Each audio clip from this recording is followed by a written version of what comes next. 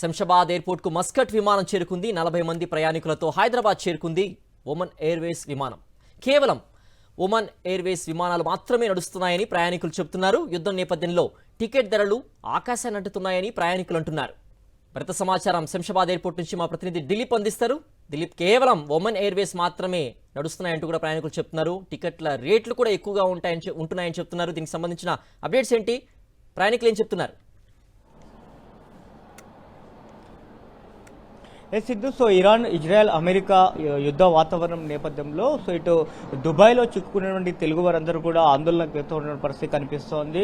So చాలా మంది విహారయాత్రకు వెళ్లారు. అలాగే అక్కడే తెలుగువారు ప్రత్యేకంగా దుబాయ్లో పరిణితం కూడా వెళ్ళినటువంటి పరిస్థితి కనిపిస్తుంది. కాబట్టి సో దుబాయ్లో చిక్కుకున్నటువంటి తెలుగువారి పరిస్థితి ఆందోళనకరంగా మారింది. వాళ్ళ కుటుంబ సభ్యులు కూడా ఆందోళన వ్యక్తం చేస్తూ ఉన్నారు. సో వాళ్ళ పరిస్థితి ఎలా ఉందని ఎప్పటికప్పుడు కూడా యోగక్షేమాలు అడిగి తెలుసుకునే పరిస్థితి కనిపిస్తుంది. సో ఈ నేపథ్యంలోనే అటు దుబాయ్ నుంచి మస్కట్ మీదుగా ఎవరైనా సరే హైదరాబాద్కి రావాలంటే దుబాయ్ నుంచి మస్కట్ మీదుగా హైదరాబాద్ రావాలని ఇప్పటికే విదేశీ వ్యవహారాల శాఖ కూడా లేఖ విడుదల చేసిన నేపథ్యం కనిపిస్తుంది. కాబట్టి సో దుబాయ్లో చిక్కుకున్నటువంటి ప్రయాణికులు, టూరిస్టులు అయితే ఉన్నారు, సో వాళ్ళందరూ కూడా మస్కట్ మీదుగా సో హైదరాబాద్ రాజీవ్ గాంధీ ఇంటర్నేషనల్ ఎయిర్పోర్ట్కు చేరుకున్న పరిస్థితి కనిపిస్తుంది. సో మధ్యాహ్నం 2 గంటలకు 40 మందితో కూడినటువంటి ఒమన్ ఎయిర్లైన్స్ ఒకటి హైదరాబాద్కు చేరుకుంది. సో వారైతే చెప్తున్న పరిస్థితి కనిపిస్తుంది. ఇదే అదునుగా విమానయాన సంస్థలు కూడా అధిక రేట్లకు టికెట్లను విక్రయిస్తున్నారని కూడా చెప్పిన పరిస్థితి కనిపిస్తుంది.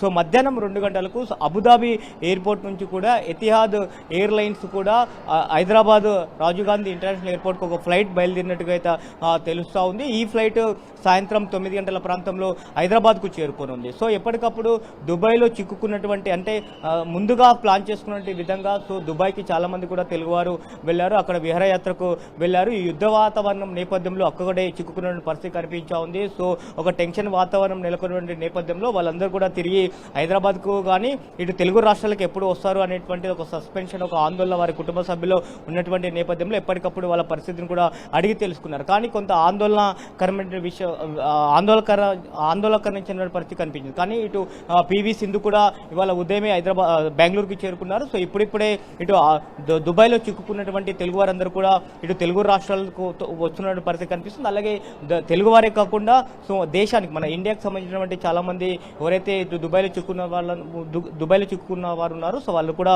ఇప్పుడిప్పుడే ఇండియాకు వస్తున్న పరిస్థితి కనిపిస్తూ ఉంది. సో యథావిధిగా అయితే మరిన్ని ఫ్లైట్స్ కూడా నడిచే అవకాశం ఉంది.